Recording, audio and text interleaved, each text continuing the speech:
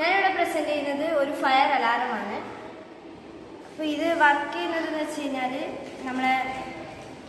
ഇതാണ് ഇതിൻ്റെ sensor, switch, battery, അതുപോലെ ബ്രെഡ് ബോർഡ്, റെസിസ്റ്റേഴ്സ്, ഒരു കപ്പാസിറ്റർ, ബസർ, ഈ സാധനങ്ങളൊക്കെയാണ് നമ്മൾ ഇതിന് വേണ്ടിയിട്ട് യൂസ് ചെയ്തിരിക്കുന്നത്.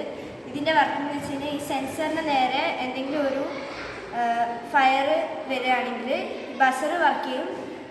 അതുപോലെ ബസർ വർക്ക് ചെയ്യുന്നതിലൂടെ സൗണ്ട് സിഗ്നൽസ് ആയിട്ട് ആളുകളെ അലേർട്ടാക്കും. അതുപോലെ ഒരു റെഡ് കളർ LED കൂടി നമ്മൾ അറ്റാച്ച് ചെയ്തിട്ടുണ്ട്. അതുകൊണ്ട് വിഷ്വലി കൂടി നമ്മൾ ആളുകൾക്ക് അലേർട്ട് കൊടുക്കും. ഇതിങ്ങനെയാണ് വർക്ക് ചെയ്യുന്നത്.